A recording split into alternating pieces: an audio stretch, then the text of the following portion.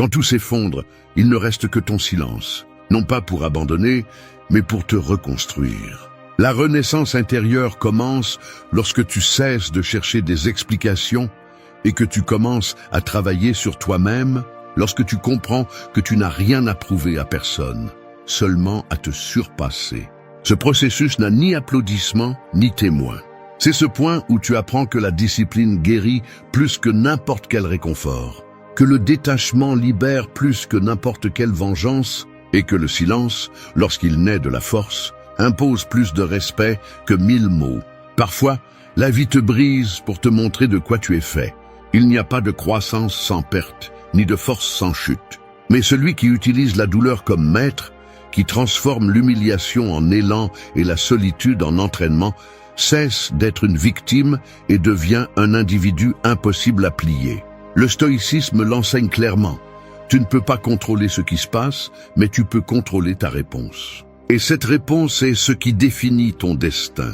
Cette vidéo ne cherche pas à te faire fuir la douleur, mais à l'utiliser comme outil. Elle ne cherche pas à te faire oublier ce qui t'a blessé, mais à le transformer en énergie pour construire quelque chose de plus grand, ta maîtrise intérieure. Tout au long de ce chemin, tu comprendras que le silence n'est pas une absence, mais un pouvoir contenu.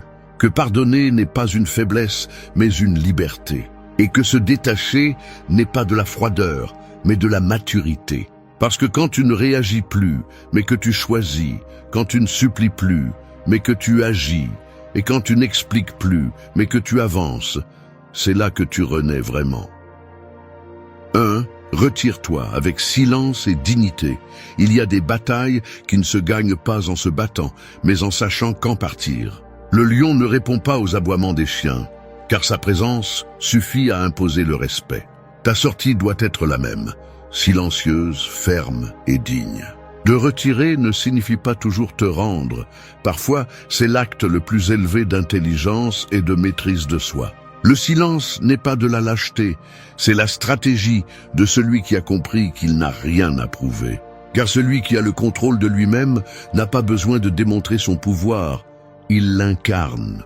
Les gens perdent de l'énergie à essayer de s'expliquer à ceux qui ont déjà décidé de ne pas les comprendre, ou à discuter avec quelqu'un qui cherche seulement à avoir le dernier mot. Le sage ne rentre pas dans ce jeu, il se retire. Non pas parce qu'il n'a rien à dire, mais parce qu'il n'est plus intéressé à convaincre.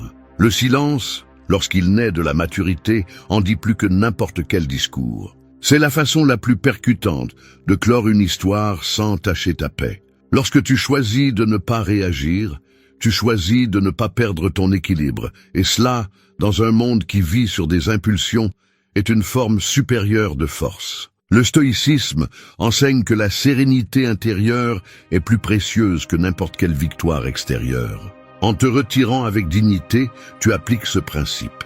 Tu protèges ton énergie, ton focus et ton but. Tous les conflits ne méritent pas d'attention, ni toutes les offenses une réponse. Chaque fois que tu décides de te taire plutôt que de discuter, tu envoies un message puissant que ton esprit n'est plus disponible pour le chaos. Car celui qui maîtrise son silence maîtrise son destin. Le silence est aussi une déclaration. Il dit au monde que tu n'as pas besoin de détruire pour te défendre, ni de crier pour avoir raison. Lorsque tu choisis de partir sans faire de bruit, tu rappelles à la vie que ta valeur ne dépend pas de rester là où on ne te respecte pas. Tu n'as pas à te rabaisser pour être compris. Si quelqu'un ne te valorise pas, laisse-le avec sa version déformée de toi. Le temps se chargera de montrer ce que le bruit n'a pas permis de voir. Se retirer avec dignité est une forme d'amour de soi, mais aussi de respect pour ce qui a été. Tout n'a pas besoin d'être détruit pour se fermer, il suffit de le lâcher avec conscience. Lorsque tu pars sans rancune, tu laisses de la place pour que la paix arrive. Et lorsque ton silence est plus fort que n'importe quelle explication, c'est le signe que tu as grandi. Parce que tu n'as plus besoin de vengeance, tu as besoin de repos. Tu ne veux plus prouver, tu veux juste avancer. Dans un monde où tout le monde crie pour être entendu, se retirer calmement est un acte révolutionnaire. C'est choisir le contrôle sur la réaction, la tempérance sur la colère, la dignité sur l'ego. Il n'y a rien de plus puissant que de s'éloigner la tête haute, alors que les autres sont encore pris dans leur bruit. C'est ce qui fait la grandeur d'une personne, non pas comment elle répond à la provocation, mais comment elle choisit de ne pas le faire. Et lorsque tu y parviens, lorsque ton silence devient ton bouclier, tu as atteint un niveau de force que personne ne peut te prendre. Car celui qui sait quand se taire, sait aussi quand renaître. 2. Transforme la douleur en force. Les tempêtes ne détruisent pas tout le monde, seulement ceux qui n'ont pas appris à danser sous la pluie. La douleur peut te briser ou te forger, cela dépend de ce que tu décides de faire avec. Quand la vie te frappe, tu as 2 options, te noyer dans l'auto-apitoiement ou utiliser ce coup comme carburant. Il n'y a pas de croissance sans inconfort, ni de sagesse sans blessure. Ce qui fait mal t'apprend ce que tu as besoin d'apprendre, même si tu ne le comprends pas au début. Les personnes fortes ne naissent pas, elles se construisent en silence, au milieu des chutes et des nuits où personne ne les voit. Chaque déception, chaque trahison et chaque perte ont une leçon cachée, mais seul celui qui ose les affronter sans fuir peut la trouver. La douleur te retire le masque, te force à voir qui tu es quand tout s'effondre. Elle t'apprend que la force n'est pas d'éviter la souffrance, mais de la traverser sans perdre ta dignité. Le stoïcisme enseigne que tu ne contrôles pas ce qui se passe, mais comment tu l'interprètes. Si tu transformes ta blessure en excuse, tu t'affaiblis. Si tu la transformes en entraînement, tu évolues. Tout ce qui te pèse aujourd'hui peut se transformer en muscle émotionnel si tu décides de ne pas abandonner. La douleur, quand tu la confrontes avec discipline, devient du pouvoir, parce qu'elle t'apprend à résister, à penser clairement au milieu du chaos et à ne pas dépendre de la validation des autres pour rester fort. Le problème est que beaucoup veulent guérir sans ressentir, veulent apprendre sans souffrir. Mais la vraie croissance ne vient pas d'éviter le feu, mais de le traverser avec un but. Les cicatrices ne sont pas des signes de faiblesse, elles sont la preuve que tu as survécu. Chaque fois que tu transformes une blessure en apprentissage, tu renais. Et cette renaissance n'a pas besoin de témoins, juste de décision. Quand la colère apparaît, ne la réprime pas, canalise-la. Utilise cette énergie pour construire ce que tu as dit que tu ne pouvais pas. Quand la tristesse t'enferme, ne l'ignore pas, écoute-la, car c'est là que se trouve la leçon dont ton esprit a besoin. Tout ce qui fait mal peut te servir si tu apprends à l'utiliser. Ne cherche pas à éliminer la douleur, cherche à la maîtriser. C'est ce qui distingue celui qui se brise de celui qui se renforce. Rappelle-toi que rien n'est surmonté par la haine, c'est surmonté par la compréhension. Ne deviens pas la personne qui t'a blessé. Ne copie pas le poison qui t'a blessé. Le vrai pouvoir est de rester fort, avec le cœur calme et l'esprit en ordre, alors que tout autour semble tomber. C'est la force qui ne se voit pas, mais qui transforme. La douleur, quand elle est acceptée, se dissout, mais quand elle est niée, elle te consume. Alors, arrête de te demander pourquoi cela s'est passé et commence à te demander pourquoi cela s'est passé. Cette simple question change tout, car elle ne te place plus comme une victime, mais comme l'architecte de ton propre destin. La vie ne te punit pas, elle t'entraîne. Et quand tu comprends enfin cela, quand tu arrêtes de maudire tes blessures et que tu commences à les remercier, tu découvres que chaque coup t'a rapproché de ta meilleure version. Parce que celui qui apprend à transformer la douleur en force devient indestructible. Non pas parce qu'il ne ressent rien, mais parce qu'il ne se laisse plus dominer par ce qu'il ressent. 3. Observe sans réagir. L'esprit est comme l'eau. Si tu l'agites, tu ne peux pas voir ton reflet. Celui qui apprend à observer sans réagir découvre un pouvoir que peu comprennent, la maîtrise de soi. La plupart des gens agissent par impulsion, répondent avant de penser, parlent avant de comprendre, se laissent emporter par des émotions qu'ils n'arrivent même pas à identifier. Mais la véritable force n'est pas de contrôler le monde, mais de te contrôler toi-même lorsque le monde essaie de te provoquer. Observer sans réagir n'est pas de l'indifférence, c'est de l'intelligence émotionnelle. C'est choisir consciemment de ne pas laisser l'énergie des autres perturber la tienne. Chaque fois que tu décides de rester calme alors que les autres perdent le contrôle, tu démontres ta maturité. Tu n'as pas besoin de répondre à chaque attaque, ni de te justifier devant chaque jugement. Il y a des batailles qui se gagnent en restant immobile. en analysant le mouvement de l'autre, en attendant le moment exact pour agir, ou simplement en décidant de ne pas agir. Le stoïcisme enseigne que rien d'externe n'a de pouvoir sur toi, à moins que tu ne le lui accordes. Si quelqu'un réussit à te perturber, ce n'est pas parce qu'il a de la force, mais parce que tu lui as donné accès à ta paix. L'autocontrôle est la forme de liberté la plus élevée.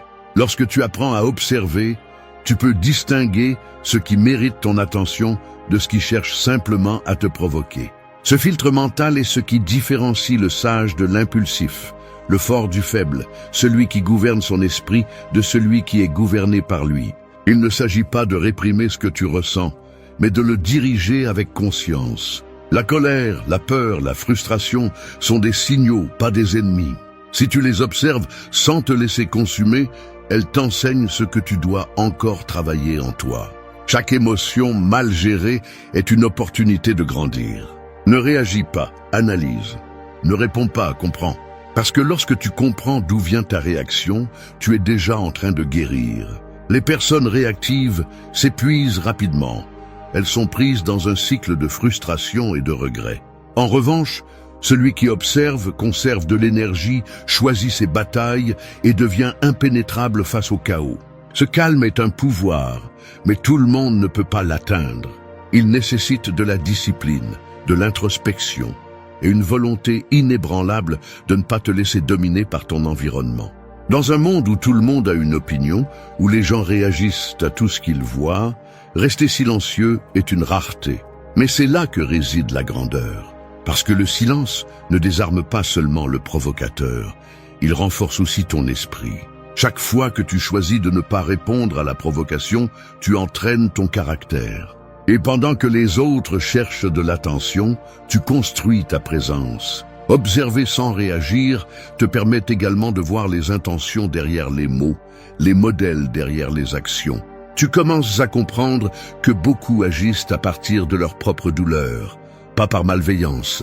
Et cette compréhension te libère, parce que tu ne prends plus rien comme quelque chose de personnel. Tu apprends à laisser passer ce qui t'aurait autrefois détruit. Rien n'est plus admirable que quelqu'un qui reste calme alors qu'il a toutes les raisons de perdre son sang-froid. Cette sérénité ne s'achète pas et ne se feint pas, elle se travaille. Et une fois que tu l'as atteinte, personne ne peut te l'enlever. Parce que celui qui maîtrise son esprit n'a plus besoin de gagner des discussions, seulement de rester en paix. Et dans cette paix silencieuse réside la véritable autorité. 4. Clôture les cycles avec fermeté. Il y a des portes qui ne se ferment pas toutes seules. Tu dois les pousser même si ça fait mal. Parfois, il ne s'agit pas de vouloir oublier, mais d'accepter que quelque chose a déjà rempli son but. S'accrocher à ce qui est terminé, c'est comme tenir un verre brisé en espérant ne pas saigner. Fermer un cycle n'est pas un acte de froideur, c'est un acte de respect envers ce que tu as été et ce que tu es sur le point de devenir. La vie ne te permet pas d'avancer les mains pleines de l'ancien. Si tu ne lâches pas, tu ne peux rien prendre de nouveau. Fermer un cycle ne signifie pas toujours que la douleur disparaît, mais que tu décides de ne plus la nourrir. Le stoïcisme enseigne que tout a un temps, et résister à ce flux naturel est source de souffrance. Ce qui est terminé est terminé. Rester à regarder en arrière ne fait que te voler le présent. Parfois, la chose la plus sage à faire est de dire merci, même si ça fait mal, et de partir sans regarder ce que tu laisses derrière toi. Parce qu'on ne peut pas construire une nouvelle vie avec des morceaux d'un passé qui ne s'ajustent plus. La fermeté à la fin d'un cycle vient de comprendre que tu n'as pas besoin de détruire ce qui était avant, juste de le lâcher avec dignité. Il n'est pas nécessaire d'avoir de la rancune pour dire « jusqu'ici ». Tu n'as pas besoin de haine pour mettre de la distance. Parfois, un silence suffit, un dernier regard ou simplement la décision de ne pas revenir. Cette décision est du pouvoir. C'est le moment où tu choisis ta paix sur ton ego, ta liberté sur l'habitude, ton évolution sur la répétition. Les gens craignent de fermer les cycles parce qu'ils pensent qu'ils se retrouvent sans rien. Mais en réalité, ce qu'ils perdent n'est que ce qui n'était plus réel. Fermer, c'est nettoyer l'espace pour que quelque chose de nouveau puisse fleurir. Tu ne peux pas recevoir ce qui t'attend si tu continues à t'accrocher à ce qui t'a blessé. La fermeté n'est pas une question de dureté mais de clarté. Savoir quand une histoire est terminée n'est pas un manque d'amour, c'est de la maturité. Quand tu ne fermes pas bien un cycle, la vie te le répète jusqu'à ce que tu apprennes la leçon. Les visages changent, mais le modèle se répète. Les scénarios se transforment, mais l'émotion est la même. Jusqu'à ce que tu prennes la décision de vraiment lâcher, tu resteras attaché à ce qui n'existe plus. Il ne s'agit pas d'attendre que les choses soient faciles, mais d'accepter que la croissance fait mal, mais que stagner fait plus mal. Ferme les cycles avec fermeté, même si tu trembles. Tout le monde ne comprendra pas ton silence, mais tu ne le fais pas pour eux. Tu le fais pour toi, parce que tu as besoin de cet espace vide pour te reconstruire, pour rediriger ton énergie vers ce qui t'appartient vraiment. Parfois, la paix arrive déguisée en solitude, et la liberté commence par un adieu. Le stoïcien comprend que rien n'est éternel, que tout a un début et une fin, et que la sagesse est de marcher sans chaîne. Quand tu apprends à fermer ce qui te fait mal, tu deviens invincible face au passé. Tu ne vis plus en réagissant, tu vis en choisissant. Et quand tu choisis de fermer avec fermeté, même si la nostalgie te poursuit, tu déclares que ton histoire n'est plus écrite depuis la douleur, mais depuis la conscience. Fermer les cycles, ce n'est pas oublier, c'est honorer ce qui a été vécu et avancer la tête haute. C'est regarder le passé sans ressentiment, remercier l'enseignement et lâcher le poids. Parce qu'il n'y a pas de plus grande preuve de force que d'avoir le courage de dire « ceci n'est plus » et de le faire avec sérénité. Quand tu y arrives, l'avenir cesse d'être incertain et devient une opportunité propre, prête à être écrite avec une nouvelle version de toi. 5. Pardonne et continue ton chemin. La rancune est une chaîne invisible qui pèse plus lourd que n'importe quelle pierre. Elle te fait avancer avec le passé sur ton dos, te vole ton énergie et t'ancre au même endroit. Pardonner ne signifie pas justifier ce qu'on t'a fait, mais te libérer de ce qui te retient encore. Les gens ont tendance à confondre le pardon avec la réconciliation, mais ils ne vont pas toujours de pair. Tu peux pardonner et ne pas revenir, tu peux lâcher prise et ne pas regarder en arrière. C'est le type de pardon qui guérit vraiment. Celui qui ne cherche pas à effacer ce qui s'est passé, mais à faire la paix avec pour pouvoir continuer. Le stoïcisme enseigne que ce qui te perturbe n'est pas ce qui se passe, mais comment tu l'interprètes. Si tu t'accroches à la rancune, tu la nourris chaque jour avec tes pensées, et sans t'en rendre compte, tu deviens prisonnier de ton propre esprit. Pardonner est une façon de briser cette prison. Tu ne le fais pas pour l'autre, tu le fais pour toi, parce que tu comprends que t'accrocher à la douleur, c'est continuer à donner du pouvoir à celui qui t'a blessé. Tu cesses d'être une victime et tu deviens maître de ta paix. Parfois, le pardon ne vient pas avec des mots, mais avec de la distance. Tu n'as pas à envoyer un message, ni à donner des explications, ni à chercher à clore des histoires avec quelqu'un qui ne veut pas comprendre. Le pardon se pratique en silence, lorsque tu décides d'arrêter de penser à la douleur, lorsque tu choisis le calme plutôt que la confrontation. C'est un acte d'intelligence émotionnelle, une déclaration silencieuse que tu ne vas plus dépenser d'énergie dans ce qui ne peut pas être changé. Pardonner, c'est aussi accepter que tu as toi-même fait des erreurs, qu'il y a eu des moments où tu as agi par ego, par peur ou par ignorance. Apprendre à te pardonner est encore plus difficile que de pardonner aux autres, parce que cela implique de te regarder sans masque et de reconnaître tes erreurs sans te punir. Mais le faire te donne la liberté, parce que tu comprends que personne n'évolue sans trébucher. Le pardon ne efface pas le passé, il le requalifie. Il te permet de regarder en arrière sans colère, de voir ce qui s'est passé avec clarté et de comprendre que chaque blessure t'a appris quelque chose. Tu ne peux pas avancer si tu continues à répéter mentalement la même histoire de ce qu'on t'a fait. À un moment donné, tu dois dire stop, non pas parce que l'autre le mérite, mais parce que tu mérites la tranquillité. Et quand tu le fais, le passé perd son pouvoir sur toi.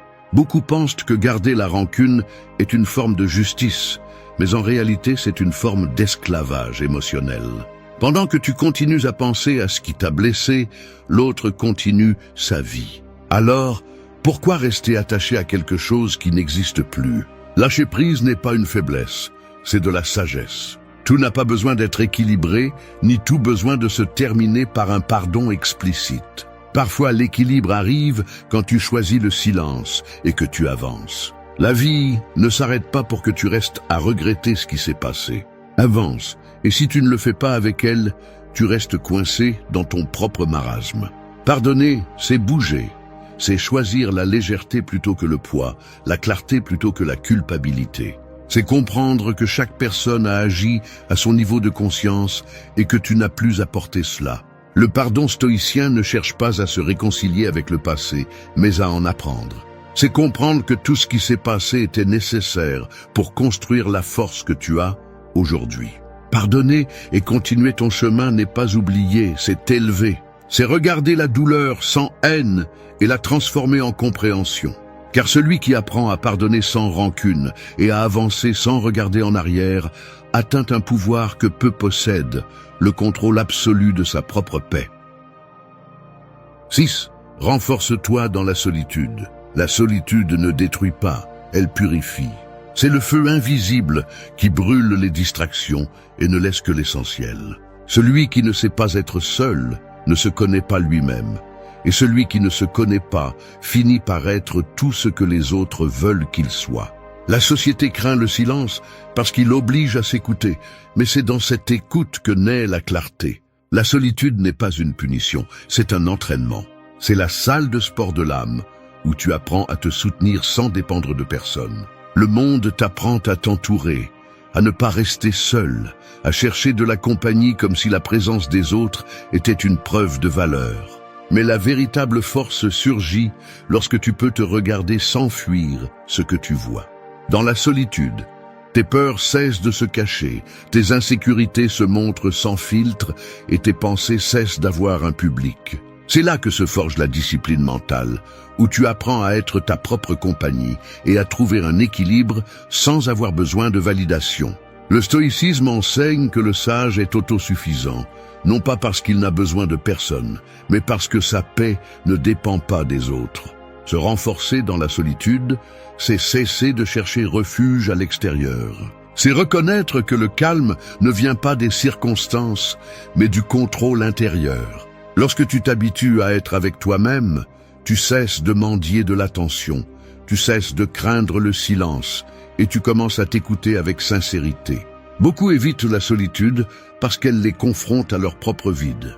Mais ce vide n'est pas là pour te faire peur, mais pour que tu le remplisses de sens. La solitude est le terrain fertile où germent les idées, les rêves et l'introspection. C'est l'espace où tu apprends à distinguer entre ce que tu désires et ce dont tu as besoin. Où tu découvres que la compagnie n'est pas toujours synonyme de connexion et que la paix intérieure vaut plus que toute conversation forcée. Se renforcer dans la solitude signifie aussi savoir rester calme lorsque personne ne t'applaudit, lorsque personne ne te voit. C'est entraîner l'esprit à ne pas dépendre de la reconnaissance. Ce que tu fais quand tu es seul montre qui tu es vraiment. Si dans ce silence tu choisis de grandir, de lire, de méditer, de créer, alors ta solitude devient un pouvoir. Mais si tu la remplis de distractions, tu ne fais que fuir de toi-même. Le silence prolongé enseigne ce que le bruit cache. Tu apprends à observer avec plus d'attention, à penser avant de parler, à ressentir avant d'agir. Ton esprit devient plus ordonné, ton intuition plus précise et tes émotions plus stables. Chaque heure que tu passes en paix avec toi-même est un investissement dans ta force émotionnelle. Personne ne peut manipuler celui qui se sent complet en étant seul. Le stoïcien ne craint pas la solitude, il l'utilise. Il la transforme en son allié pour comprendre le monde sans se perdre en lui. Parce que celui qui se renforce dans la solitude peut aimer sans dépendre, peut servir sans se sacrifier, peut être accompagné sans se perdre dans les autres. La solitude n'est pas une absence, c'est une présence pure. C'est le moment où tu deviens ta propre ancre, ton propre refuge, ton propre foyer. Quand tu cesses de craindre d'être seul, rien ni personne ne peut t'utiliser pour combler ces vides. Tu ne cherches plus, tu choisis. Tu n'implores plus, tu observes. Et quand tu atteins ce point de sérénité intérieure, tu comprends que la solitude ne t'a pas rendu dur, elle t'a rendu libre. Parce que tu as appris la leçon la plus importante de toutes. Celui qui peut être en paix avec lui-même, peut être en paix avec le monde. 7. Choisis d'avancer, pas de discuter. Il y a des chemins qui ne se parcourent pas avec des pas, mais avec des décisions. Choisir d'avancer quand on te provoque, quand on te sous-estime ou quand on cherche à te rabaisser à leur niveau est une preuve de maîtrise de soi. Discuter avec quelqu'un qui ne veut pas comprendre est comme essayer d'éteindre un incendie avec de l'essence. Tu ne gagnes rien, tu ne fais que te consumer dans la même flamme que l'autre a allumée. La maturité se démontre quand tu ne ressens plus le besoin d'avoir raison, mais la paix de continuer à marcher. Le stoïcisme enseigne que les jugements des autres sont hors de ton contrôle, et dépenser de l'énergie pour les changer est une forme d'esclavage émotionnel. Celui qui discute par orgueil finit par se vider, car l'ego ne se rassasie pas de vérité, mais de victoire. Mais la véritable victoire n'est pas de gagner une discussion, mais de conserver ta sérénité. Si tu sais qui tu es, tu n'as pas besoin de te défendre. Si ton but est clair, tu ne t'arrêtes pas pour ceux qui ne le comprennent pas. Choisis d'avancer. Non pas parce que tu ne peux pas parler, mais parce que tu préfères le silence du progrès au bruit du conflit. Chaque minute que tu passes à expliquer ta valeur à quelqu'un qui ne la voit pas est du temps perdu que tu pourrais consacrer à la renforcer. Tout ne mérite pas une réponse, et tous les chemins n'ont pas besoin de témoins. Le sage n'utilise pas de mots pour convaincre, il démontre par des actes. L'action est son argument, le résultat sa défense. Discuter avec quelqu'un qui vit par l'émotion, c'est entrer dans une bataille déjà perdue. Tu ne peux pas raisonner avec quelqu'un qui cherche à avoir le dernier mot. C'est pourquoi l'autocontrôle devient ta meilleure stratégie. Garder son calme face à la provocation n'est pas de la passivité, c'est de la force. Ne pas céder à la nécessité d'expliquer l'évident est une forme de respect envers soi-même. Le silence ne signifie pas toujours la reddition. Parfois, c'est simplement de l'intelligence. Avancer est plus puissant que répondre. Chaque fois que tu choisis de bouger sans regarder en arrière, tu désarmes celui qui voulait t'arrêter. Les gens qui cherchent à discuter le font parce qu'ils ne peuvent pas t'égaler en action, ils essaient juste de te distraire. La concentration est une arme, et celui qui la maîtrise gagne sans combattre. Au lieu de dépenser de l'énergie en mots, investis-la dans le progrès. Que tes résultats parlent pour toi, que ta croissance soit la réponse que personne ne peut réfuter. Il y a ceux qui vivent du conflit, se nourrissent du drame et ont besoin d'opposition pour se sentir vivants. Ne leur donne pas ce privilège. Quand tu restes serein, tu désarmes leurs intentions. Le silence déconcerte plus que n'importe quel cri. C'est la réaction la plus inconfortable pour celui qui attend une bataille. Avancer sans regarder en arrière n'est pas de l'orgueil, c'est de la maturité. C'est comprendre que ton énergie vaut plus qu'une discussion stérile. La vie récompense celui qui se concentre, pas celui qui se défend. Pendant que les autres discutent, tu construis. Pendant qu'ils s'épuisent à démontrer, tu grandis en silence. Et quand ils voient enfin tes résultats, il est déjà trop tard pour discuter avec toi. Parce qu'il n'y a pas d'argument plus fort qu'une réalité accomplie. Le stoïcien choisit le mouvement plutôt que le bruit. Il n'a pas besoin d'approbation, car son but le guide. Et quand tu comprends cela, tu découvres qu'avancer n'est pas fuir, c'est transcender. Tu apprends à laisser les autres avoir raison pendant que tu continues ton chemin. Parce que celui qui discute cherche de l'attention, mais celui qui avance cherche la transformation. Et dans cet équilibre silencieux entre le contrôle et l'action, se trouve la véritable autorité, celle de celui qui n'a pas besoin de répondre pour démontrer son pouvoir. 8. Sois une présence qui impose le respect. Le feu ne demande pas la permission de brûler, il le fait simplement. Ta présence doit être ainsi, calme, ferme et consciente de sa puissance. Tu n'as pas besoin de hausser la voix pour être entendu, ni d'exiger le respect pour l'obtenir. Le véritable respect s'impose avec cohérence, avec le calme de celui qui n'a pas besoin d'approbation et avec la force silencieuse de celui qui sait qui il est. Les gens oublient les mots, mais ils n'oublient jamais comment tu les as fait se sentir lorsque tu étais présent. Devenir quelqu'un qui impose le respect n'a rien à voir avec l'apparence, mais avec l'énergie que tu projettes. Le stoïcisme enseigne que la vertu est le plus grand pouvoir de l'être humain, et cette vertu se manifeste dans chaque geste, chaque regard, chaque décision que tu prends.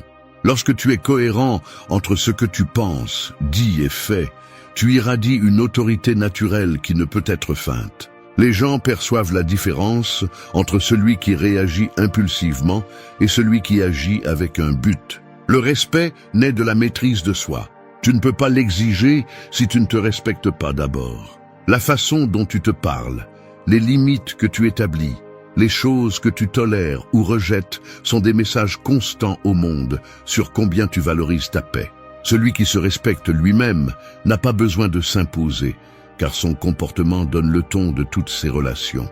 Il ne s'agit pas d'intimider, mais d'inspirer confiance et force. Les personnes qui rayonnent de respect ne cherchent pas à plaire, elles cherchent à être authentiques. Elles n'ont pas besoin d'être partout, ni d'être le centre d'attention. Leur seule présence change l'énergie d'une pièce. Elles parlent peu, mais quand elles le font, chaque mot a du poids. Elles marchent avec sérénité, pas avec arrogance. Elles ne font pas de compétition, elles sont simplement. Leur force vient d'avoir traversé le feu et d'en être sorties plus trempées, pas plus dures. Imposer le respect n'est pas ériger des murs. C'est rester fidèle à ses principes, même lorsque les autres ne le font pas. C'est dire non quand tout le monde cède, c'est garder son calme quand tout le monde crie, c'est rester ferme quand tout s'effondre. Les gens respectent celui qui ne change pas son essence par commodité. Cette stabilité, cette cohérence interne, c'est ce qui différencie un leader de celui qui cherche simplement de l'attention. Ta présence se renforce avec chaque décision que tu prends en silence. Lorsque tu choisis de ne pas te rabaisser, lorsque tu ne réponds pas avec la même énergie avec laquelle on t'attaque, lorsque tu gardes le regard serein et le cœur tranquille, tu construis de l'autorité. Pas l'autorité imposée par la peur, mais celle qui est gagnée par l'équilibre. Le respect authentique ne naît pas de la peur, mais de l'admiration envers celui qui se gouverne lui-même. Le stoïcien ne cherche pas la reconnaissance, il cherche la maîtrise. Il maîtrise ses impulsions, ses mots, ses émotions. Et cette discipline le transforme en quelqu'un qui inspire le respect sans même essayer. Lorsque ton esprit est ordonné, ton énergie devient magnétique, ton silence parle plus que n'importe quel discours. Tu n'as pas besoin de crier ta valeur, tu la transmets avec ta présence. Le véritable respect ne se mendie pas, il se projette. Il ne s'exige pas, il se gagne. Et il se gagne lorsque tu agis avec un but, lorsque tu ne tombes pas dans les provocations, lorsque chaque mouvement reflète la clarté. Les personnes qui vivent de la réaction sont prévisibles, celles qui vivent du contrôle sont imprévisibles, et c'est pourquoi on les respecte. Être une présence qui impose le respect n'est pas une question de force physique ou de statut, c'est une question de caractère. C'est marcher avec la certitude que tu n'as rien à prouver. C'est soutenir le regard sans peur et garder l'âme sereine même lorsque le monde est en désordre. La vie ne cherche pas à te plaire, elle cherche à te réveiller. Chaque coup, chaque perte et chaque déception sont des messages déguisés en douleur. Tout ce qui t'arrive a une fonction, même si parfois il est douloureux de le reconnaître. La souffrance n'arrive pas pour te punir, mais pour te former. Et si tu continues à fuir, tu ne comprendras jamais qui tu es, ni pourquoi tu es ici. Le but n'apparaît pas dans les jours faciles. Il apparaît lorsque la réalité te force à regarder à l'intérieur. Quand le silence pèse plus que les mots et que la vie te pousse jusqu'à te forcer à changer. C'est là que commence la compréhension. Quand tu arrêtes de demander « Pourquoi cela m'arrive-t-il ?» et que tu commences à te demander « Qu'est-ce que je dois apprendre de cela ?» Le stoïcisme enseigne que rien n'est un hasard. Chaque expérience, même les plus dures, fait partie d'un ordre plus grand, d'une raison que l'âme ne comprend pas encore. Ce qui semble être le chaos est une leçon en cours. Ce qui fait mal aujourd'hui sera ta base demain. La vie ne te prend pas, elle te prépare. Elle ne te détruit pas, elle te forme. C'est pourquoi ce chemin n'est pas pour ceux qui cherchent du réconfort, mais pour ceux qui cherchent de la clarté. Il ne s'agit pas d'éliminer la douleur, mais de la transformer en but, d'utiliser le feu comme un outil, pas comme une condamnation. Si tu es prêt à voir le sens derrière chaque expérience, ce voyage te changera. Parce que tout ce qui est vécu a un but. Ce qui blesse enseigne, ce qui fait mal transforme. Et ce que tu croyais perdu en réalité te guidait vers ta véritable force. 1. Accepte la douleur et apprends d'elle. La douleur est comme un feu qui ne demande pas la permission de brûler. Elle arrive, consume, transforme et laisse des marques qui, si tu sais les lire, deviennent les cicatrices les plus sages de ta vie. Mais la plupart fuient ce feu, essayant de l'éteindre avec des distractions, du déni, des excuses. Ils ne comprennent pas que la douleur n'est pas là pour te détruire, mais pour t'enseigner ce que tu as encore besoin d'apprendre. La vie n'utilise pas de mots doux pour éveiller la conscience. Elle utilise des pertes, des déceptions, des fins abruptes et des silences prolongés. Parce que parfois l'âme n'apprend que lorsque le corps ne peut plus soutenir le mensonge que tout va bien. Accepter la douleur ne signifie pas te résigner. Cela signifie reconnaître que ce qui s'est passé ne peut pas être changé, mais peut te transformer. La résistance prolonge la souffrance. L'acceptation la transforme en sagesse. Tout ce que tu nies te poursuit. Tout ce que tu comprends te libère. C'est pourquoi le stoïcisme insiste pour regarder l'adversité en face, non pas du point de vue de la victimisation, mais de la compréhension que la douleur fait partie du processus naturel de croissance humaine. Marc Aurèle a écrit que la pierre qui obstrue le chemin devient le chemin. Et c'est là l'essence de la force intérieure, utiliser les obstacles comme matière première pour la transformation. Chaque expérience douloureuse vient avec un message caché. Peut-être que cet amour qui est parti t'enseignait à ne pas mendier d'affection. Peut-être que la trahison qui t'a brisé t'a montré qui tu étais vraiment sans le masque de la dépendance. Peut-être que cette perte qui a tant fait mal t'a appris que tu n'as pas besoin de autant que tu le pensais. Tout ce qui fait mal te pousse vers une version plus honnête de toi-même, une qui ne cherche plus à tout comprendre, mais à tout accepter avec sérénité. La maturité n'arrive pas quand tu surmontes la douleur, mais quand tu apprends à marcher avec elle sans te laisser consumer. Accepter la douleur ne t'affaiblit pas, elle te purifie. Elle te dépouille d'illusions, d'attentes, de dépendances inutiles. Elle te force à affronter ton propre reflet sans fioriture ni excuse. Et là, dans cette nudité émotionnelle, commence la reconstruction. Parce que la douleur t'arrache la peau du superficiel pour te montrer l'essentiel. Il n'y a pas d'autre chemin vers la force que de traverser la fragilité. Tu ne peux pas construire un esprit fort si tu n'as pas affronté la tempête de l'âme. Le stoïcien comprend qu'il ne contrôle pas ce qui se passe, mais qu'il contrôle sa réponse. Et cette réponse définit son destin. Lorsque tu choisis d'apprendre de la douleur, tu deviens un observateur de la vie, pas sa victime. Tu commences à voir que chaque difficulté apporte une opportunité de te connaître davantage, de discipliner ton esprit, de forger ton esprit. Et c'est le but caché de chaque blessure, te transformer en quelqu'un de plus conscient, de plus résistant, de plus sage. Accepter la douleur, c'est accepter la vie telle qu'elle est, pas comme nous voudrions qu'elle soit. C'est reconnaître que le feu brûle, mais purifie aussi. Que la blessure fait mal, mais enseigne aussi. Que chaque chute révèle une force que tu ne connaissais pas. Quand tu arrives à regarder la douleur sans peur, tu te rends compte qu'elle a toujours été ton professeur le plus honnête. Elle n'est pas venue pour te punir. Elle est venue pour te montrer ce que tu n'avais pas encore appris à voir. Accepter la douleur et apprendre d'elle n'est pas un acte de capitulation, c'est un acte de pouvoir. Parce que pendant que les autres continuent à fuir, tu choisis de rester, de regarder, de comprendre.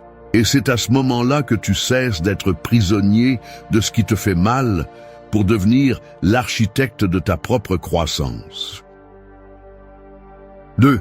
Entraîne ton esprit avec discipline. L'esprit est comme un champ sauvage qui, s'il n'est pas cultivé, se remplit de mauvaises herbes. Des pensées incontrôlées, des émotions débordantes, des peurs qui surgissent là où devraient me pousser des certitudes. Beaucoup cherchent à dominer le monde extérieur sans avoir appris à gouverner leur propre intérieur et finissent par être esclaves de ce qu'ils pensent et ressentent. Le véritable entraînement ne commence pas dans la salle de sport, ni dans la routine quotidienne. Il commence dans la tête, où chaque pensée décide si tu avances ou te sabotes. La plupart se lèvent et laissent leur esprit prendre le contrôle sans filtre. Ils pensent n'importe quoi, ressentent n'importe quoi, réagissent comme bon leur semble. Ils se fâchent parce que quelqu'un n'a pas répondu à un message. Ils se frustrent parce que quelque chose n'a pas marché comme prévu. Ils se comparent à ce qu'ils voient sur un écran. Et c'est ainsi qu'ils vivent, totalement dominés par des impulsions qu'ils ne remettent même pas en question. Mais le stoïcien ne permet pas cela. Le stoïcien comprend que l'esprit est son principal outil, et que s'il ne l'entraîne pas, c'est lui qui l'entraînera. Entraîner l'esprit avec discipline, c'est observer tes pensées sans t'identifier à elles. C'est remarquer quand une émotion essaie de manipuler ton comportement et avoir la force suffisante pour ne pas lui obéir. Il ne s'agit pas d'éliminer ce que tu ressens, mais de le comprendre et de le diriger. L'esprit est puissant, mais il a besoin de direction. Sans discipline, il devient un ennemi silencieux qui te sabote avec des excuses, des doutes et des peurs. Avec discipline, il devient le soldat le plus loyal que tu auras à ton avantage. Chaque jour offre l'opportunité de s'entraîner. Quand quelque chose t'irrite et que tu choisis de ne pas réagir. Quand tu ressens de la peur et que tu décides d'avancer quand même. Quand tu es fatigué et que tu accomplis ce que tu as dit que tu ferais. Ces moments invisibles sont ton véritable gymnase mental. Tu n'as pas besoin de grands discours ni de motivations externes, tu as besoin de constance. Ce que tu fais tous les jours façonne ton caractère beaucoup plus que ce que tu penses de temps en temps. L'esprit discipliné ne cherche pas le plaisir immédiat, il cherche un but. Il ne se laisse pas emporter par l'émotion du moment. Il évalue, comprend, décide. Quand tu entraînes ton esprit, tu apprends à répondre intelligemment plutôt qu'à réagir impulsivement. Tu apprends à penser avant de parler, à écouter avant de juger, à agir avant de renoncer. C'est la différence entre celui qui vit à la dérive et celui qui prend le contrôle de son destin. La philosophie stoïcienne enseigne que la liberté commence par la pensée. Si tu es esclave de tes émotions, aucun argent, succès ou pouvoir ne peut te sauver. Si tu maîtrises ton esprit, aucune circonstance extérieure ne peut te renverser. Il ne s'agit pas d'être froid ou distant, mais d'être conscient, de ne pas laisser le chaos interne se refléter dans tes décisions. Le calme est le résultat d'un esprit entraîné, pas d'une vie sans problème. Entraîner l'esprit n'est pas une tâche d'un jour, c'est un engagement de vie. Cela nécessite de la discipline, de la patience et de la connaissance de soi. C'est se lever chaque matin avec la décision de ne pas se laisser vaincre par ce que tu ressens, mais de te guider parce que tu sais être juste. Parce que quand tu contrôles ton esprit, tu contrôles ta réalité. Tout le reste, succès, paix, force, vient en conséquence. Chaque pensée que tu choisis de cultiver est une graine. Si tu sèmes la peur, tu récolteras l'anxiété. Si tu sèmes le courage, tu récolteras la liberté. Entraîne ton esprit comme celui qui entraîne un muscle, avec constance, avec rigueur, avec amour pour le processus. Ne cherche pas des résultats rapides, cherche l'évolution. L'esprit ne se conquiert pas une fois, il se conquiert tous les jours. Et quand tu y parviens, aucun obstacle extérieur ne sera plus fort que ton maîtrise interne. 3. Écris pour organiser tes pensées. Le chaos mental ressemble à une pièce sombre, remplie d'objets en désordre. Tu trébuches sur tes idées, tu te heurtes à tes émotions et tu ne sais pas par où commencer à nettoyer. Écrire allume la lumière. Cela ne résout pas le désordre immédiatement, mais cela te permet de voir ce qui était auparavant caché. Chaque mot mis sur papier est une façon de sortir du corps ce que l'âme ne sait pas comment traiter. Quand tu écris, tu organises le bruit intérieur et tu donnes forme à l'invisible. L'esprit accumule trop. Pensées non fermées, émotions non exprimées, conversations restées en suspens, peurs qui ne sont pas nommées. Tout cela devient un poids. L'écriture n'est pas seulement une pratique intellectuelle, c'est une forme de décompression émotionnelle. En écrivant, l'esprit lâche prise. Le chaos commence à avoir une structure. Et quand tu comprends, tu peux transformer. Le stoïcisme enseignait que la réflexion écrite était essentielle pour vivre avec clarté. Marc Aurèle n'écrivait pas pour les autres, il écrivait pour lui-même. Ses méditations étaient une façon d'organiser son esprit avant de faire face à la journée. C'est de la discipline mentale en action. se regarder sans mentir, analyser ses propres jugements, corriger le cap. Tu n'as pas besoin d'être philosophe pour le faire. Il suffit de prendre un cahier et d'écrire ce qui te fait mal, ce qui te confond, ce que tu ne comprends pas de toi. Parce que dans cette sincérité silencieuse naît la lucidité. Écrire ne s'agit pas toujours de trouver des réponses, mais d'apprendre à formuler les bonnes questions. L'esprit a besoin de direction, et les mots la fournissent. En écrivant, tu te sépares de la pensée répétitive. Tu la regardes de l'extérieur. Et cet acte de distance te permet de répondre avec sagesse au lieu de réagir impulsivement. Chaque phrase écrite est une conversation entre celui que tu étais et celui que tu essaies d'être. Quand une émotion te domine, écris-la. Quand une idée te poursuit, écris-la. Quand tu ne sais pas quoi faire, écris ce que tu ressens sans filtre. Ne cherche pas le style, cherche la vérité. Le papier ne te juge pas, il reflète simplement ce qui est vraiment à l'intérieur. Et quand tu vois ton intérieur traduit en mots, quelque chose change. Tu te rends compte que tout ce que tu penses n'est pas vrai, que beaucoup de soucis ne sont que du bruit, et que tes émotions, quand elles sont comprises, perdent leur pouvoir sur toi. L'écriture quotidienne est un exercice d'autogouvernement. Elle t'oblige à te confronter à toi-même, sans distraction. Elle t'apprend à reconnaître les schémas mentaux, à détecter les pièges de l'ego, à séparer ce que tu peux contrôler de ce que tu ne peux pas. Écrire est une façon d'observer l'âme avec précision. Et celui qui observe avec attention s'améliore. La clarté ne vient pas de penser plus, elle vient de penser mieux.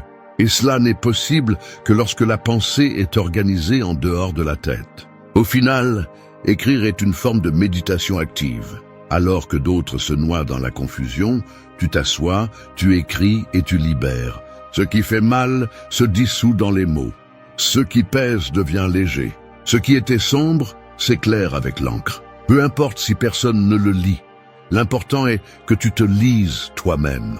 Chaque ligne écrite est une façon de guérir, de te connaître, de maîtriser le chaos interne. Parce que celui qui écrit avec sincérité cesse d'être l'esclave de la pensée et devient son observateur. Et quand tu y parviens, l'esprit cesse d'être un labyrinthe et se transforme en une carte. Écrire n'est pas un passe-temps, c'est un outil de transformation. C'est le miroir le plus honnête que tu auras et la preuve la plus silencieuse de ta croissance intérieure. 4. Transforme ton dialogue interne. Il y a une voix qui t'accompagne depuis que tu te réveilles jusqu'à ce que tu t'endormes. Ce n'est pas celle du monde extérieur, c'est celle qui habite dans ton esprit. Cette voix peut te soulever ou te détruire.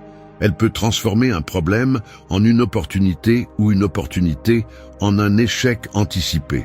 Ce que tu te dis à toi-même en silence a plus de pouvoir que n'importe quel mot que tu entends des autres. L'esprit répète ce en quoi il croit le plus. Et si ton dialogue interne est contaminé, tu finiras par vivre dans tes propres limites. L'ennemi le plus persistant n'est pas toujours à l'extérieur.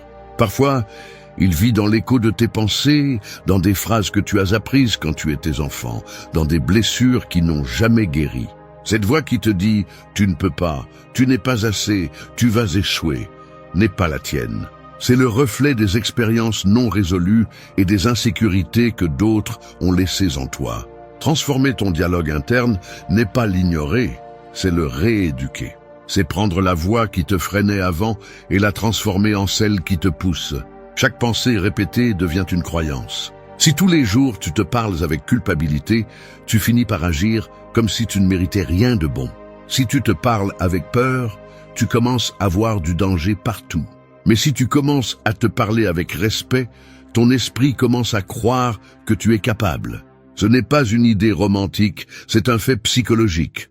Le langage façonne la perception, et la perception façonne la réalité. Le stoïcisme le savait. Épictète enseignait que ce ne sont pas les choses qui perturbent l'être humain, mais l'interprétation qu'il en fait. Ton dialogue interne est cette interprétation. Le transformer nécessite de la conscience. Tu ne peux pas changer ce que tu n'observes pas. Commence par écouter comment tu te parles quand quelque chose va mal. Tu te blâmes ou tu te comprends. Tu t'insultes ou tu te corriges. Tu t'enfonces ou tu t'analyses. La différence entre celui qui se détruit et celui qui grandit réside dans la façon dont il se parle à lui-même après une erreur. L'autocritique sans compassion paralyse, mais la réflexion avec fermeté construit le caractère. La voix intérieure doit être exigeante, mais aussi juste. Te parler clairement ne signifie pas te mentir avec des phrases de motivation vides. Cela signifie reconnaître tes erreurs sans les transformer en condamnation. Te dire la vérité sans te mépriser pour cela. L'esprit a besoin de direction, pas de punition. Si chaque pensée devient une bataille, tu t'épuises. Mais si tu apprends à transformer cette voix en ton allié, tu récupères du pouvoir. Parce que celui qui se parle avec équilibre se gouverne lui-même. Et celui qui se gouverne est libre. Le dialogue interne peut être un outil d'entraînement mental. Avant de réagir, respire et parle-toi. Avant de renoncer, rappelle-toi pourquoi tu as commencé. Avant de perdre ton calme, répète que tu contrôles ta réponse. Ce n'est pas de la magie, c'est de la pratique. Chaque pensée consciente remplace une pensée automatique. Chaque phrase d'autocontrôle remplace une phrase d'autodestruction. Avec le temps, cette voix cesse d'être ton ennemi et devient ton guide. Transformer ton dialogue interne, c'est cesser d'être le bourreau de ton esprit et devenir son mentor. C'est comprendre que la force ne réside pas dans le fait de faire taire la voix négative, mais dans le fait de lui apprendre à parler avec sagesse. Parce que tu ne peux pas éliminer tes pensées, mais tu peux leur apprendre à te servir plutôt qu'à te saboter. Au final, la façon dont tu te parles détermine la façon dont tu vis. Si ton esprit est un lieu hostile, aucun accomplissement ne sera suffisant. Mais si tu le transformes en un espace d'ordre et de compréhension, aucune difficulté ne pourra te briser. 5. Renforce ton caractère avec des micro-habitudes. Le caractère ne se forge pas dans les grands moments, mais dans les petits actes que tu répètes lorsque personne ne te regarde. Chaque décision quotidienne, aussi minime soit-elle, est un coup de ciseau sur la pierre de ton identité. Il ne s'agit pas de faire des choses extraordinaires, mais de maîtriser l'ordinaire. Car alors que la majorité attend un changement soudain, le stoïcien sait que la transformation naît dans la constance silencieuse. Beaucoup veulent de la force intérieure, mais peu sont prêts à la construire pas à pas. Ils pensent que le caractère vient de l'inspiration ou de la chance, alors qu'en réalité, il se forme avec des habitudes simples et répétées jusqu'à l'épuisement.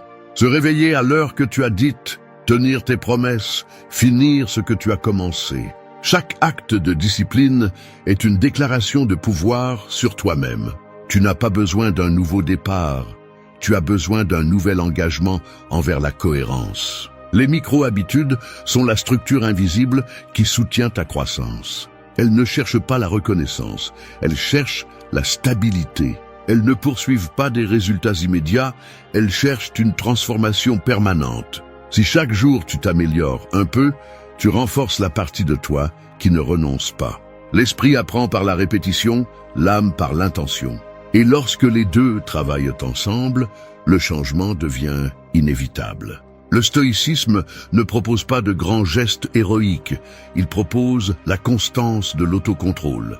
Sénèque disait que personne ne devient sage par hasard. La sagesse et le caractère se construisent dans la pratique quotidienne. Le micro-habitude de réfléchir avant de parler, de remercier avant de se plaindre, d'agir avant de regretter, sont les bases d'une vie solide. Chaque choix minime que tu fais consciemment renforce le muscle invisible de la volonté. Le problème est que beaucoup attendent la motivation pour agir, alors qu'en réalité, l'action constante génère la motivation. Tu ne te renforces pas parce que tu penses faire, mais parce que tu fais, même quand tu n'en as pas envie. Le caractère grandit lorsque tu tiens tes promesses, même si personne ne t'applaudit. Il est facile de rester ferme lorsque tout va bien. Mais la véritable discipline se mesure lorsque tu es fatigué, découragé ou seul. Si tu peux maintenir le cap dans ces moments, tu formes quelque chose d'inébranlable. Les micro-habitudes sont aussi une forme de résistance au chaos. Dans un monde où la distraction domine, celui qui parvient à maintenir son focus quotidien devient invulnérable. Tu n'as pas besoin de changer toute ta vie. Tu as besoin de changer la façon dont tu vis un seul jour et de le répéter. Chaque matin est une occasion de réaffirmer qui tu es. et chaque soir, une occasion de corriger ce qui a échoué sans perdre foi en toi. Renforcer le caractère ne signifie pas être parfait, mais être constant. Il n'y a pas de croissance sans faux pas, mais il n'y a pas non plus de faux pas qui ne puissent t'apprendre quelque chose si tu sais l'observer. Chaque erreur peut devenir un rappel de ce que tu dois encore améliorer, et chaque amélioration, un témoignage que tu avances. La somme de ces petits pas crée une stabilité qu'aucun coup externe ne peut briser. Le caractère n'est pas un don, c'est une conséquence. Une conséquence de choisir la discipline plutôt que le confort, l'action plutôt que l'excuse, la cohérence plutôt que l'impulsion. Les micro-habitudes ne changent pas seulement ta routine, elles changent ta perception. Elles t'apprennent à avoir confiance en toi, à te respecter, à te soutenir, même lorsque personne ne le fait. Et c'est la base de la véritable force. Savoir que tu es capable de tenir ta parole, même si personne ne te regarde. 6. Réponds avec calme, pas avec impulsion. Les émotions sont comme des vagues qui frappent fort quand tu t'y attends le moins. Si tu n'apprends pas à rester ferme, elles t'emportent sans que tu t'en rendes compte. Mais si tu observes avant de bouger, tu découvres que la vague perd de sa puissance quand tu ne lui fais pas face avec résistance, mais avec équilibre. Dans la vie, le calme ne signifie pas faiblesse, il signifie maîtrise. Et celui qui maîtrise sa réaction a plus de pouvoir que celui qui domine les autres. Chaque jour, tu es exposé à des provocations, des injustices, des mots qui blessent et des moments qui défient ta patience. La plupart réagissent sans réfléchir. Ils se laissent emporter par la colère, l'orgueil ou la peur, comme si l'impulsion était plus forte que la raison. Cependant, les stoïciens comprenaient que la réaction immédiate est le plus grand ennemi de la sagesse. Parce que la première pensée vient de l'instinct, mais la réponse consciente vient du caractère. La différence entre les deux définit ton destin. Répondre avec calme n'est pas réprimer ce que tu ressens, c'est le comprendre. L'émotion ne disparaît pas parce que tu l'ignores, elle se dissout quand tu la comprends. Si quelqu'un t'offense, l'esprit non entraîné cherche à rendre le coup. Mais l'esprit discipliné observe l'émotion, la reconnaît et choisit de ne pas lui obéir. Cette pause entre l'impulsion et l'action est là où réside ta liberté. Le stoïcien n'agit pas pour se défouler, il agit pour garder son pouvoir interne intact. Le calme n'est pas passivité, c'est stratégie. C'est la capacité de voir la situation complète avant d'agir. Dans la guerre émotionnelle, celui qui se laisse emporter par la rage perd le contrôle. Celui qui attend et analyse gagne. Parce que le calme te permet de répondre depuis la raison, pas depuis la blessure. Et quand tes décisions ne naissent pas de la colère ni de la peur, mais de la clarté, ta vie commence à changer. Chaque conflit devient une opportunité de pratiquer la maîtrise personnelle. Les personnes fortes ne sont pas celles qui ne ressentent rien, mais celles qui ne se laissent pas gouverner par ce qu'elles ressentent. Le calme est la forme de force la plus élevée. N'importe qui peut crier, jurer ou réagir, mais seul celui qui a le contrôle de son esprit peut rester composé au milieu du chaos. C'est la vraie victoire. Rester en paix alors que tout autour de toi cherche à te perturber. Pratiquer le calme nécessite de l'entraînement. Commence par observer tes émotions comme si elles étaient des visiteurs. La colère arrive, tu la reconnais, tu la laisses passer. La peur arrive, tu l'observes, tu ne la nourris pas. La tristesse arrive, tu l'écoutes, mais tu ne t'identifies pas à elle. L'émotion perd de sa puissance quand tu ne la transformes pas en action. Cette habitude quotidienne d'observer sans réagir façonne un esprit stable, un esprit qui ne se brise pas face à l'imprévu. Tu ne peux pas contrôler ce que les autres font, mais tu peux contrôler ce que tu fais avec ce qu'ils font. C'est l'essence du stoïcisme. La vie ne s'arrêtera pas pour que tu respires. Alors apprends à le faire au milieu de la tempête. Quand tu choisis de répondre avec calme, tu évites non seulement des erreurs, mais tu envoies aussi un message à ton subconscient. Tu es le patron ici. Et cette sensation de contrôle de soi renforce ta confiance, ta clarté et ton but. Répondre avec calme ne te rend pas indifférent, ça te rend sage. Ça te permet de conserver de l'énergie, de garder ton focus et d'agir avec intelligence. L'impulsion dépense, le calme conserve. L'impulsion blesse, le calme guérit. Et chaque fois que tu choisis le calme, tu renforces le muscle le plus important de tous, l'esprit. 7. Trouve un sens à chaque situation. La vie ne t'explique pas toujours pourquoi les choses arrivent. Parfois, elles semblent injustes, chaotiques ou même absurdes. Mais derrière chaque moment se cache une direction qui n'est pas toujours visible à l'œil nu. C'est comme marcher sous une tempête. Tu ne comprends pas où tu vas, mais tu continues d'avancer. Quand la tempête passe, tu regardes en arrière et tu comprends que tout ce que tu as vécu avait un sens. C'est le but, non pas un objectif que tu poursuis, mais une compréhension que tu découvres en avançant. L'être humain souffre plus à chercher un sens immédiat à la douleur qu'à la douleur elle-même. Nous voulons des réponses instantanées, des explications logiques à ce qui fait mal. Mais la vie ne fonctionne pas ainsi. Le but ne se révèle pas toujours sur le moment. Parfois, il se construit avec le temps. Ce qui aujourd'hui semble une perte, demain devient une direction.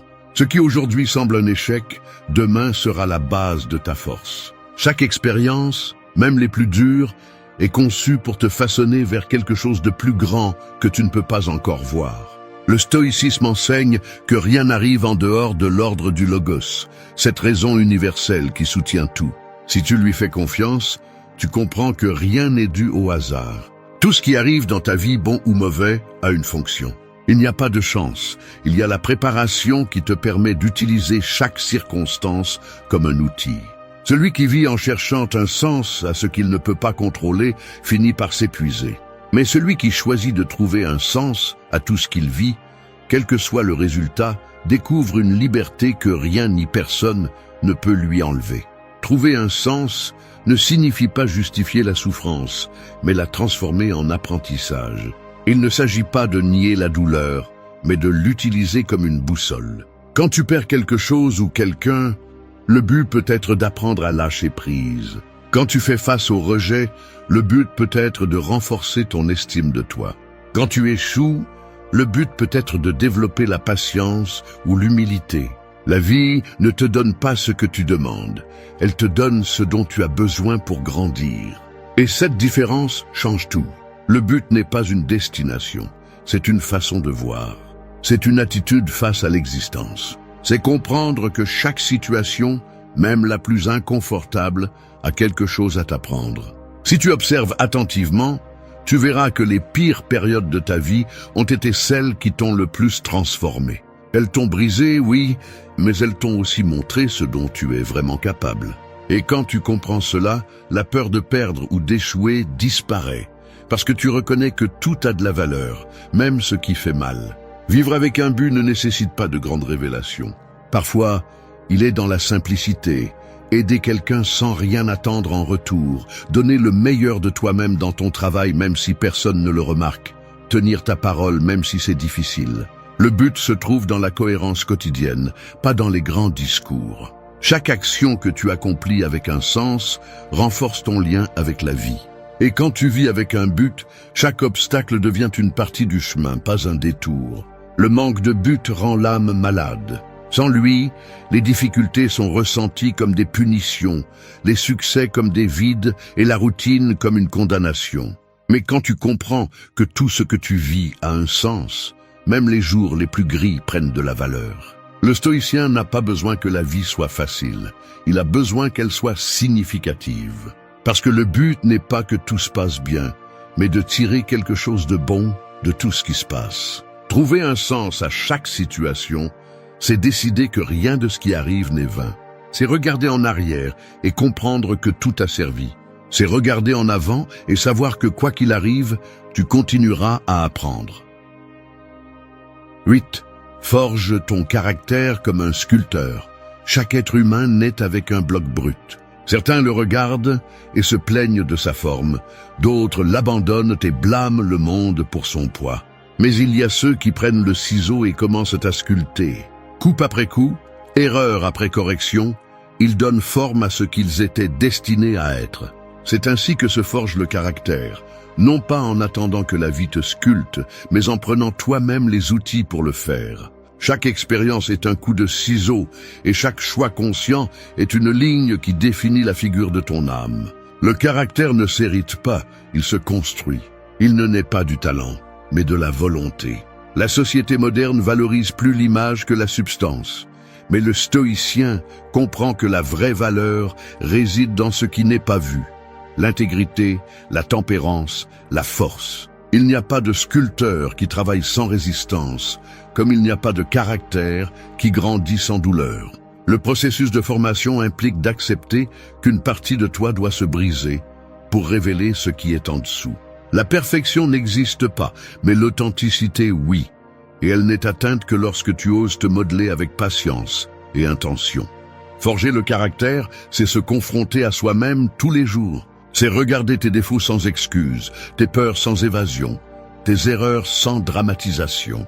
Le monde te mettra à l'épreuve, mais la plus grande bataille sera toujours avec toi-même. La voix qui te dit « je ne peux pas » est la pierre la plus dure à sculpter. Et chaque fois que tu choisis de ne pas abandonner, tu laisses une empreinte sur cette roche interne. Personne ne peut le faire pour toi.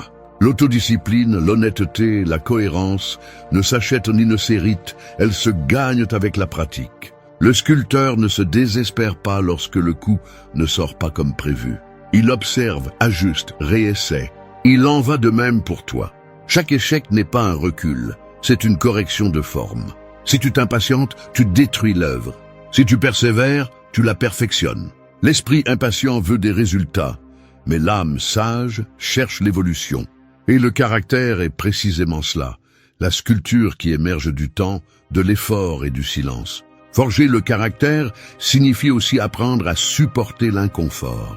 Nous vivons à une époque où tout est recherché rapidement, facilement et sans effort. Mais la force intérieure ne se construit pas dans le confort, mais dans la friction.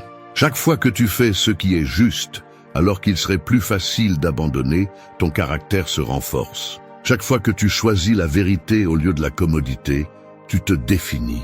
Chaque fois que tu supportes sans perdre ta dignité, tu t'élèves. L'acier ne durcit pas sans feu, ni l'âme sans défi.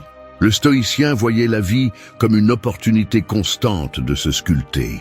Il ne se plaignait pas du marteau de l'adversité, il l'acceptait comme faisant partie du processus. Parce qu'il savait que sans résistance, il n'y a pas de forme, et sans forme, il n'y a pas de but. La vraie force ne consiste pas à ne pas se briser, mais à se modeler sous pression. Celui qui comprend cela cesse de maudire ses épreuves et commence à les remercier, car il voit en elles l'opportunité de se perfectionner. Ton caractère est l'empreinte que tu laisses lorsque la vie te met à l'épreuve. Il ne se définit pas par tes réalisations, mais par ta capacité à rester intègre, même lorsque personne ne te reconnaît. Le caractère est l'œuvre la plus importante que tu feras, et aussi la seule qui ne se termine jamais. Il y aura toujours quelque chose à améliorer, quelque chose à polir, quelque chose à apprendre. Forger ton caractère comme un sculpteur, c'est t'engager dans ton évolution. C'est accepter que chaque jour, tu peux être meilleur qu'hier.